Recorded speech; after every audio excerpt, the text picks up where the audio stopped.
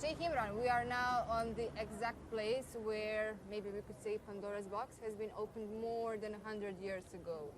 Right on this place where we are sitting right now, Prince Duke Ferdinand, he was killed. And so we know what happened after that.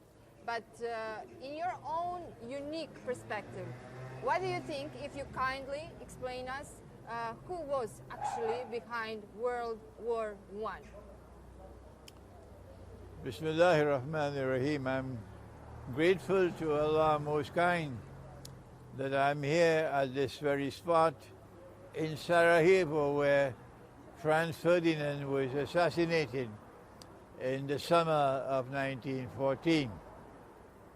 First of all, I was in New York on September the 11th, the morning of September the 11th, 2001, when the attack on the World Trade Center took place. And as soon as that occurred and I saw what happened on television, I came to the conclusion that this was a repetition of what happened in Sarajevo in the summer of 1914. That what happened in Sarajevo is that they had already planned in advance for a great war. Britain and France in particular had planned long in advance for a great war.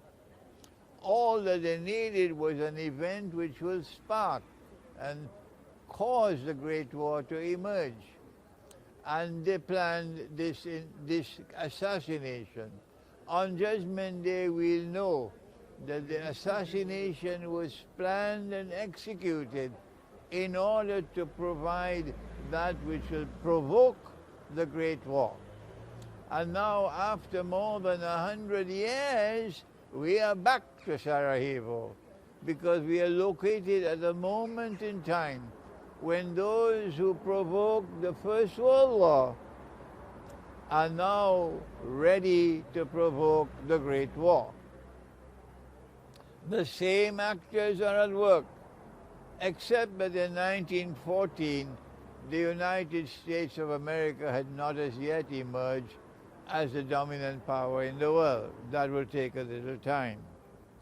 But the same actors at work who provoked the First World War and who committed this act in Sarajevo, which provoked that war, are the same actors again at work now, at this time, seeking to provoke what in Christian eschatology is known as Armageddon, the greatest war of all. And in Islamic eschatology it is known as the Malhama.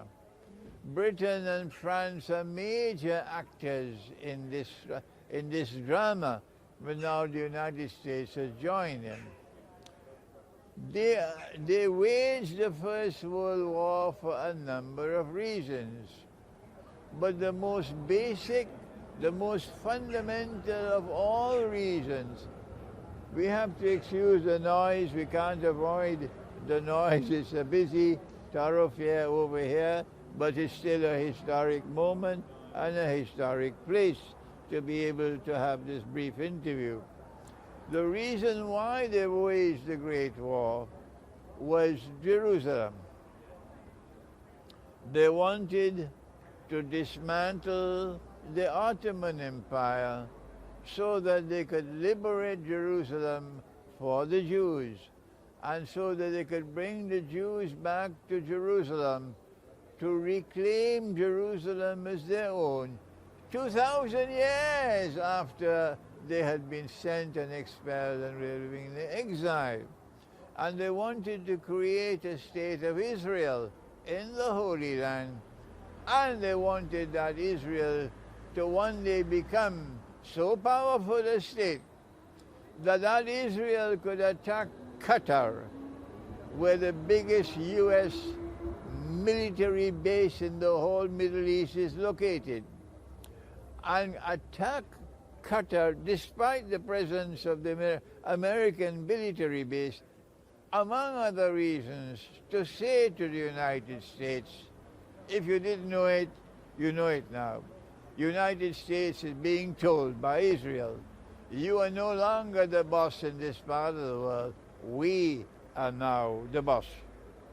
So they established a state of Israel, which will eventually become what I know called Pax Judaica. Now then, why do they want the Great War at this time? And how will the Great War take place? Will it be another act of terrorism like this one which occurred here in the summer of 1914? Answer, I don't know what is going to spark and provoke the Great War. I don't know. Others may know, I don't know. But what I do know is that the war in Ukraine is linked with the Great War.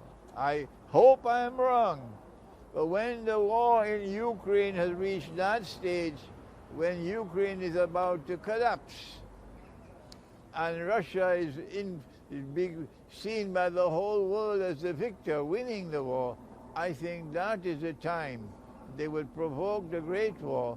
So we may not have more than a year or 2 years left before the Great War takes place.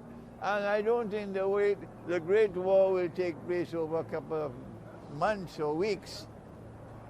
Putin has said we don't need more than half an hour to destroy the whole of the United States.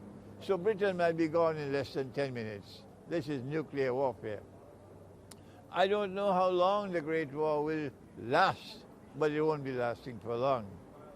But I do know that there is going to be an act of terrorism. I don't know what it's going to be, when it's going to be, but similar to this one which occurred in Sarajevo 100 years ago. Thank you, Sheikh Imran. Off the record, I'm a little bit scared now because of your perspective, but I'm not going to say it.